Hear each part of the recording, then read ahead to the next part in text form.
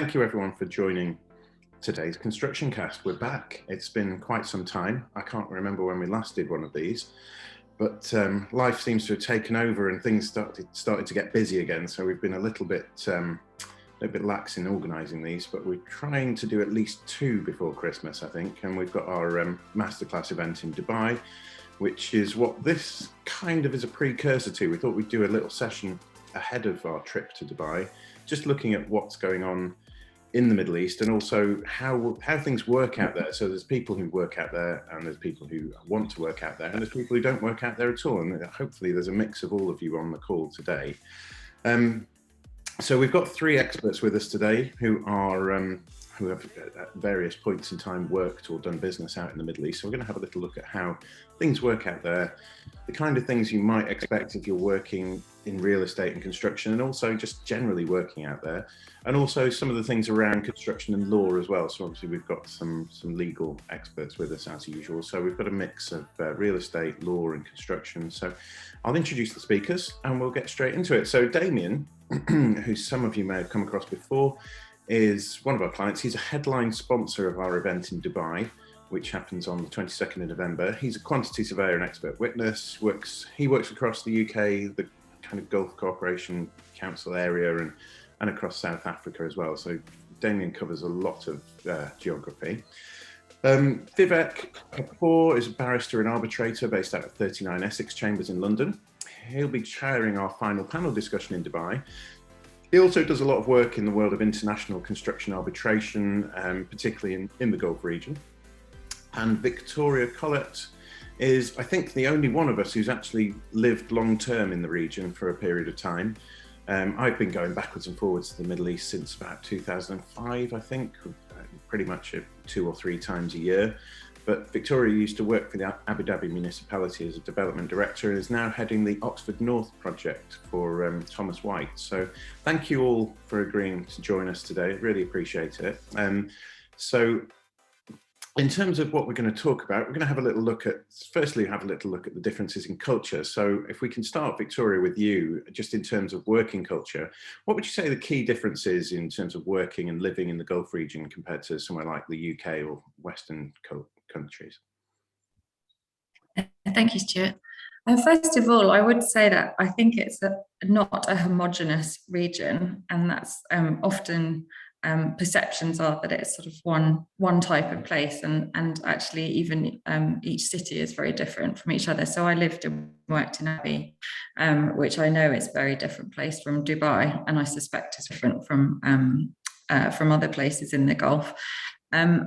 Working in Abu Dhabi was a wonderful experience. It's quite a small market, so you get to know everybody and you find your niche. And there's a sense of sort of mucking in and being together because of the size of the market, and you have to sort of roll your sleeves up and just because you haven't done something before doesn't mean you can't do it. And so you have to come up with innovative solutions because you might not be able to put your finger on sort of a colleague or an expert exactly when you want them. So yes, it was interesting in that sense. Yeah, I think that's a really interesting point as well, is that you're right. I think people do think, oh, it's the Middle East and it's, you can't get a drink. Before we started this call, you can't get a drink, you can't get a Greg's pasty or whatever. But actually, each area is very different. I mean, I notice massive differences if you go to, there's the obvious massive gap between the culture in Oman compared to, say, Saudi or somewhere like that. They're not all the same, and they do have different rules, and there's different nuances in each area. So that's a really good point. Thank you. So Vivek and Damian, between you, I don't know if one of you wants to start. What would you say those cultural and social differences in the different areas manifest themselves in the world of construction and law? Have you come across differences, kind of culture in the way that business is done? I think I'm waiting for Vivek. Sorry, I was unmuting myself. The standard problem with the virtual calls. I think that's culture plays a very important role, especially in the Middle East. And I think a mistake sometimes we all make when we're living outside the Middle East is to sort of paint Middle East with a broad brush. But if you go from jurisdiction to jurisdiction, you see some very interesting differences in construction projects, how construction projects are procured, how works are done. But I think from my perspective, one of the most important differences that play out is in the doctrines and the principles that get applied. Now, a lot of the codes that are applied in the Middle East broadly have their origin in Egypt, but Egyptian law essentially. But there is a lot of influence of Sharia as well. And when you're doing a project which has multiple actors and multiple contracts, you will see there are contracts governed by English law, and then there are contracts being governed by local law. And where culture comes in is how some of these concepts play out. Stuff like good faith, liquidated damages, time bars, what damages are available, what damages can be done, where the court can interfere and where the court will not interfere. And I think these cultural differences are very important for every actor to understand if they're operating in the construction industry in the Middle East, wherever they are, upstream or downstream. Brilliant, thanks. Damian, have you got anything to add to that? Yeah, I think when you look at the Gulf region over the last 20, 30 years, obviously it's changed considerably. And with those changes, there's been definite improvement. I think my background spans across Dubai, Abu Dhabi, Bahrain, Qatar, and Oman. All of those are different challenges. Each region has its own different challenges. One of the issues that I take as an expert when I'm working as an expert in arbitration is obviously it's a fairly transitional market as well. There's a very fluid workforce in terms of personnel. So sometimes the challenges that I might face are the availability of factual witnesses from a matter who've now moved on. And that's something that I see quite a lot. And that's been seen when arbitrations and disputes have worked over 3-4 years. So it causes a challenge. I think the difficulties in retaining and returning key staff to matters and disputes has changed in the last 2 or 3 years that I've definitely seen. The other issue that I probably see, which is always a topical point, is that consultant fees are squeezed, and there is a payment challenge in respect of receiving payments in the Middle East in general. I don't think that's anything new, but obviously in terms of the market is quite squeezed. There's lots of people want to be into the market, and there's lots of free entry into the market as well. People do want to be there, do want to live there. There's a great lifestyle to be had there as well, I think. I think if I just talk briefly without overstaying my welcome, Stuart, obviously from my point of view, there are unique subtleties in the way protocols of management are managed across the Gulf, and that will talk about the retention of records. I think the records of progress, how information is provided to an expert or how information is provided in arbitration tends to differ from region to region. Some areas are better, some areas are not so good. Some areas use systems and methods that you're just not familiar with. Ordinarily cost documents in a traditional type of environment will be fairly straightforward, fairly linear. But what I have found in the Middle East is the production of bespoke account systems, which causes challenges. Vivek's just touched on the application of time bars and the immediate strikeout that people face, and the good faith provisions which sit alongside that and how parties act. But I think fundamentally, as an expert, I'll just conclude this little session. This point is obviously a big issue for me is obviously productivity levels, and they change massively because of the influx of the labour resource into various different regions. You'll see sort of Philippines and Indians in Qatar, etc. And the productivity level in Qatar might differ from the productivity level in Dubai, which might differ again from the productivity levels in Bahrain. So not one thing which fits all, one cap that fits all in those issues. And those are the issues that sit for me as an expert. Brilliant, thank you. Yeah, there's loads to unpick in that, isn't there? I mean, I guess you picked out some of the key challenges there, but I guess what we might come back to at the end is how you tackle, how you see people tackling those challenges and how people might tackle some of those challenges. So I'll move on to come back to Victoria now. So obviously you worked with the Abu Dhabi municipality for some time. When you were there, were there any challenges or even opportunities that you encountered there that you perhaps wouldn't encounter in other parts of the world? Yes, probably one of the things that hits you early is the challenge of making yourself understood. And by that, I don't just mean in terms of language, though that is obviously a barrier, because although almost everybody that you meet will speak some English, it will be to vastly differing sort of levels. So you have to make yourself understood by using very simple and clear language, but also there's that cultural background that differs, because you'll be working with people from all over the world, from every continent, and you cannot assume anything. You cannot assume any common experience or background, and so you really have to explain yourself if you're trying to explain a concept. Also in development, if you're trying to explain the type of development that you're creating, a mixed-use scheme with sort of a lifestyle angle, that won't mean anything to most of the people that you're talking to. So you have to go into a lot of detail and talk about, well, that would mean that there would be public space and that there would be cafes that have got spill out space for eating outdoors, and and so on. You can't just sort of say 3 words and think that people are going to read into it the same way that you would. Yeah, that's a really useful point. Yeah, one of the things we used to do, I remember we used to get documents translated as well at my old firm, and there would be, because they were technical documents, the translation you'd always have to be extremely careful about the translation, because particularly with legal issues, I don't know, Vivek, if you've got any thoughts on that, but the kind of translating documents from one language to another, one word in the wrong place and one slight slip. I don't know if you've got any thoughts on whether you've ever come across issues like that in translation.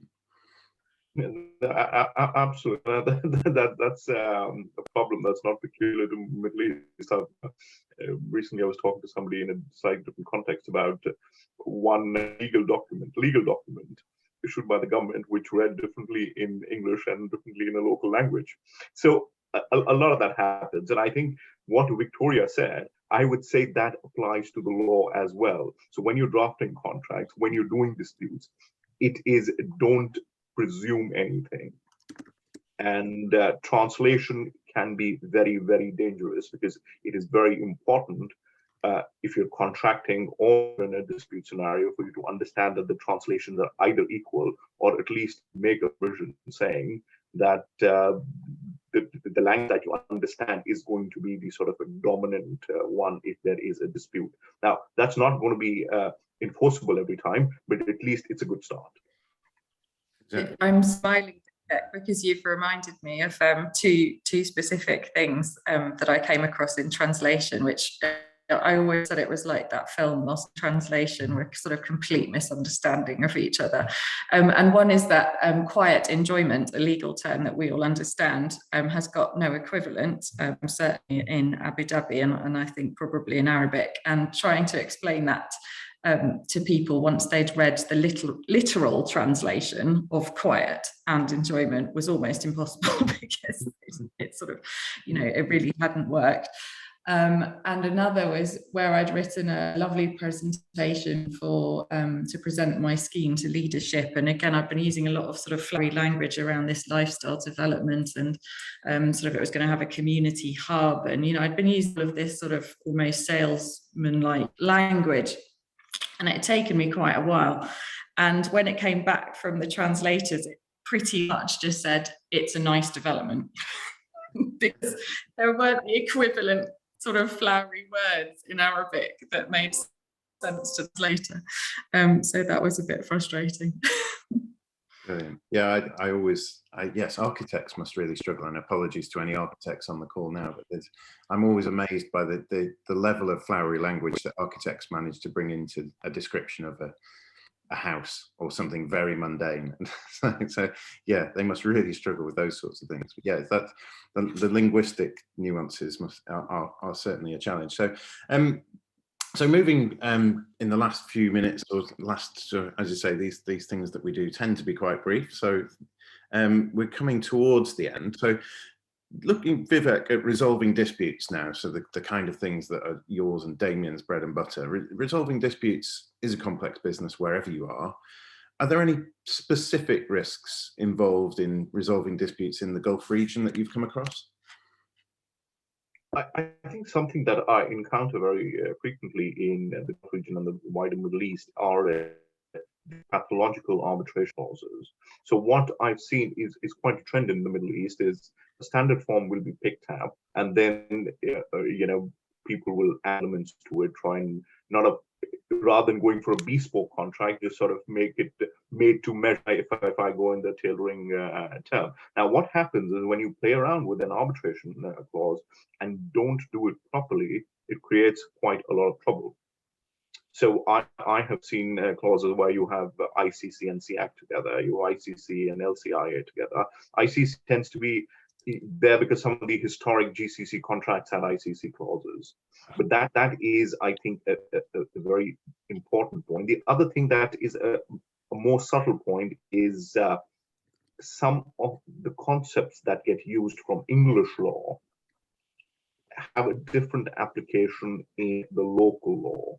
And I think there is sometimes that gap of understanding which gets reflected in the contract, which becomes very contentious. But I think on the whole, the Middle East has done very well when it comes to issues like enforcement. There has been a marked difference. It's very difficult to now sort of mount a challenge or raise a frivolous public policy or due process or natural point. So I think that there has been that massive improvement. But I think so some of the finer points about arbitration clauses, about legal concepts sometimes still do play out.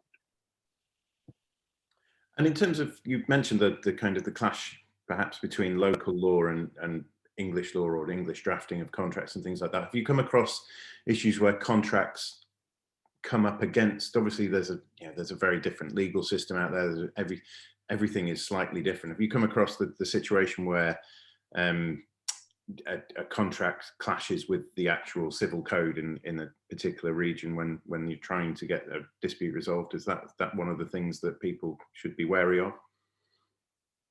I think so. So for example, liquidated damages, and sometimes contracts provide for secondary damages or consequential damages, loss of profits and things like that. Now that you cannot claim. So places like Saudi, you just cannot. That is a complete no-go. Even in UAE, where there is some element of codification, it is again very difficult. And I think the starting point should be you cannot claim them. That's damages is one aspect that very often is dropped in a certain way, which is with a sort of English law or background or mindset. When you put it in context of local law, there is usually a clash. Brilliant. Yeah, really useful. Thank you. We've got one or two questions coming in on the chat, so thank you very much to John for popping something in there. We'll come to those at the end, but if anybody on the call does have any questions for the panel, do drop them into the chat or the Q&A section. We'll pick them up at the end and we'll go through those. And yeah, so Damian, just is there anything from your perspective in terms of those that kind of resolving disputes, particularly from the kind of the perspective of the expert witness, the kind of working as a third party on these disputes? Have you come across any particular challenges and particular risks at all? I think, like Vivek says, I mean, you must give credit to the region. There's been big improvements in the past few years. You look at the enforcement process, both onshore and offshore awards in Dubai, and it's good for clients, it's good for employers, it's for contractors, it's good for subcontractors. I think it's good for anybody who finds themselves unfortunately in an arbitration process. I can distill sort of the comparison that this year I've acted in a ICC arbitration in Qatar, and I've sat as arbitrator in Dubai with the DIAC matter, and as Vivek says, I mean the history of arbitrations often seems to be steeped in English law and the desire to use ICC, which, in my opinion, can become an all-encompassing process, which becomes inefficient in terms of time, inefficient in terms of cost if not managed properly. I think what DIAC have done recently in terms of the fixed fee management in terms of arbitration sends a clear indication of Dubai's intentions in respect of improving the arbitration route, and of that older type of process I must say my experience in the last 6 months, 7 months of sitting as arbitrator is that we as an arbitrator on a tribunal, we were able to dispense with the award, with the matter in accordance with timescales. There was no real issues in terms of fees. We all took our part as fellow arbitrators. We understood the process. The process was a fairly clean composite process, and I've got no doubt that the award will be paid and complied with. Notwithstanding that, obviously, Dubai now has the support of the courts in respect of onshore awards, and it's a massive, massive improvement. And I think it's a positive for the region in terms of the first part of the conversation. We talked about costs coming down, that might affect quality, but if the quality of the arbitration process improves, then I think that's for the benefit of everybody, and I think that's an important part of it. Vivek, last point I'll make, Stuart, is Vivek did touch on the use of language within the arbitration clause, and I think sometimes we may be guilty of using much English language into clauses, which becomes rather confusing, and it distorts that community of language practice that people have between each other. And it's important that we probably not change that so much to speak, but it's probably important that we're a little bit clearer on that when we enter into arbitrations and disputes. Thank you. And I guess, Victoria, would you agree with those points about progress and change and the way that things, obviously, I can't remember how long you were out in the Middle East for, but did you see a lot of change while you were there? Yeah, absolutely. I lived in Abu Dhabi for 8 years, and I did notice things changing there. I think by the time I left, it felt much more westernized in a way that is a little bit sad, actually. It felt much more similar to the UK by the time we left, whereas when we got there, it was I don't know, it had much more local colour. Yeah, it's interesting, isn't it?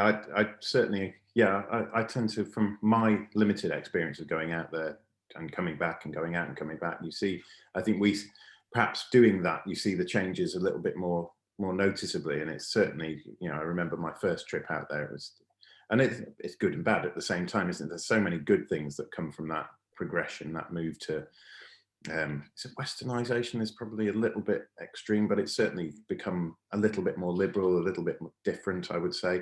And yeah, I guess there's pluses and minuses. That there are certainly some very good things, certainly in terms of the infrastructure and all the things that are there now in terms of getting around. I remember it being very hard to get around when I first went out there, and now things like, and certainly down up in Dubai, the metro and public transport and things like that are a feature that's really helpful. So, but equally, yeah, it's and one of the things that kind of, I think, from my perspective, I miss is the fact that the creek is not like it used to be, with all the old boats coming in from India and places like that. Those sort of little things that are not business-like and not at all related to law and construction and real estate, but I think were nice. Anyway, so that's most of what we were going to pick up on, which is nice. So that allows us, which is excellent, because that allows us a little bit of time to pick up on some of the questions that have come in from our audience. So thank you very much. There's 2 at least, possibly 3. So John's asked a question about NEC, which is a lovely standard form contract, which if you're in the Middle East, you may have heard of, may have come across it occasionally. So perhaps, I don't know, Vivek, if you want to start with this, but the NEC suite of contracts have been adopted in the UK with some success, John says. Have you encountered any of the NEC suite of contracts used on projects in the region? And if so, what profile are those projects? So I personally haven't, but I know of NEC being adopted in at least 1 or 2 wastewater and power projects. And well, that pretty much answers the question. Damian, have you come across them at all? Yeah, I mean, the most recent one I came across was an employer using it to build a luxury villa. When I say luxury villa, it was probably the size of a small shopping mall, to be honest with you. And I was engaged to be the expert in the arbitration or the dispute.